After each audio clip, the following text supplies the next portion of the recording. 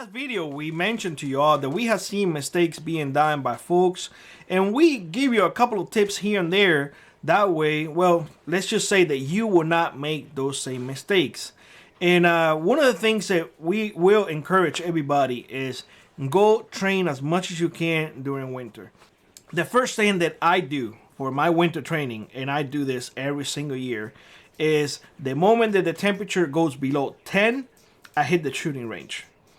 I guess that's an excuse to hit the shooting range. But I do it so I can see how my firearms are performing. In this case, you guys saw at the beginning of the video that I was testing out my Henry 22. I mentioned to you all in the video before this one that I was switching my firearms. I'm switching my AR-10 for my Henry 30-30, and I'm switching my Ruger 10-22 for my Henry 22, and they're both lever actions. I'm moving from semi-auto to lever action. That I do that during the winter for reliability. Now, the Henry 22 performed flawlessly, not a single misfire.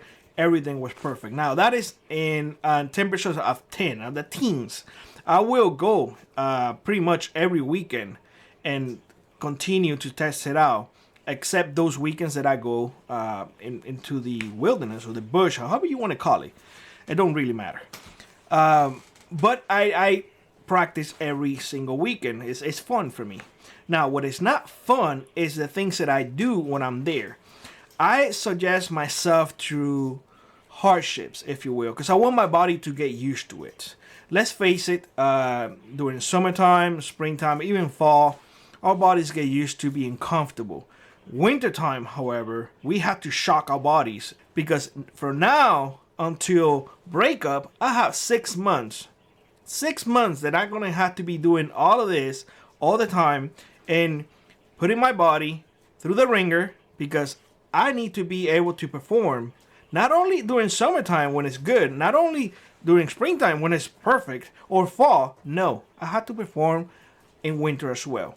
So shooting range is a big thing in here in our place. We go to the shooting range during the teens, during negative temperatures, real cold weather. We go there as well.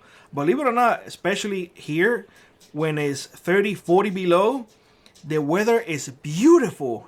Sun, everything is beautiful. I mean, the only thing that is not beautiful is how cold it really gets. The fact of the matter is, if you touch a metal with your bare hands, you're probably going to get burned, believe it or not. And cold does burn. So, bear this type of things in mind.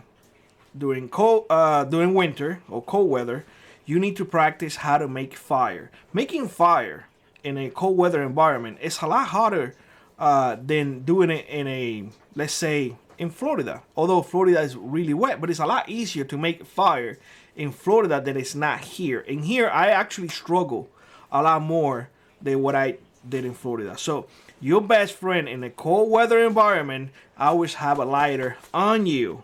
If you leave it out, that thing ain't gonna work well. But if you have it in your jacket, inside your vest, most likely it will work well. One recommendation is practice striking that fire with your gloves on. I will say this, and you need to practice. And if you have, let me know down in the comment section below. But it's a lot easier said than done. Trust me, it's a lot easier said than done. So keep that in mind. Making a shelter in a cold weather environment takes a lot more. Behind me, I mentioned to y'all in my last video that I was going to be putting together my winter bag.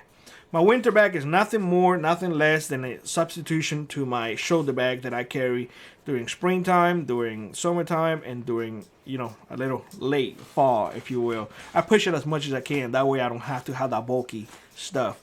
Now, that bulky stuff, honestly, it's not on me per se. It's either on the Argo or on the snow machine or in the car. So having a cold weather pack is something that I encourage all of you who live especially in, areas that you get snow, then it gets cold.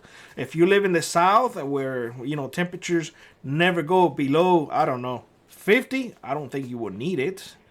But if you live in other areas where, well, it just gets really cold, have something like that. Have a specific pack for your winter, you know, where you, let's say in mine, and I will do a breakdown here and there to show you or to share with y'all what I carry. I think I had done it in the past, but I think most of you who are new to the channel will like to see it yet again. And plus, every year we add or, you know, take away some things that just didn't work out.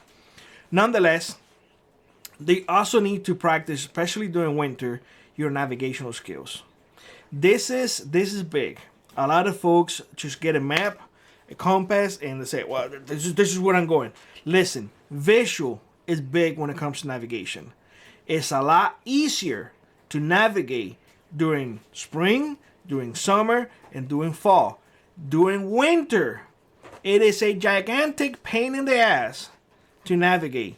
You know why? Especially in my area. Well, first of all, I get very few hours of daylight during winter. So the sun is not help at all. And second, everything pretty much looks the same. Everything is full of white crap all over. So you're like, okay. So where's the trail? Where am I supposed to go? Do I need snowshoes now? Am I stepping on a crevasse that I'm gonna just go down? You see what I'm saying? That takes a lot more than just watching a video. I'm telling you all, I practice every single year. I put myself through these hardships so I can actually perform. Another thing that you need to get used to is the cold. Again, that transition from spring to summer to fall, I would say is relatively easy.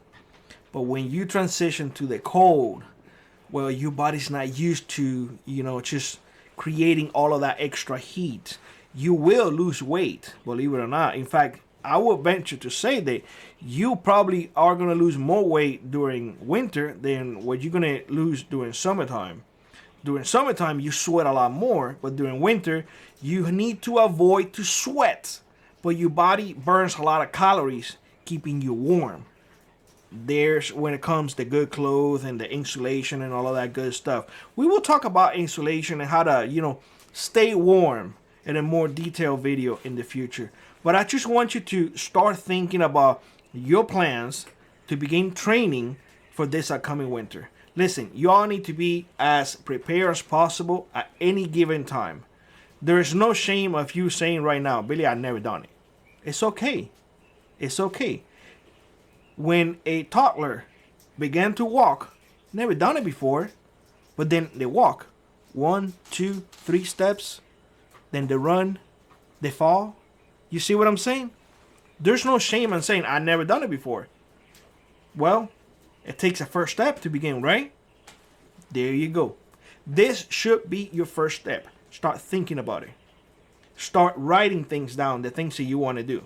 What applies to you is very important because, quite honestly, I'm in the extreme end of the cold, to tell you the truth. So a lot of the things that I will share with y'all may not actually apply to you, but try to get whatever you think is going to be, you know, useful for you and apply it to yourself.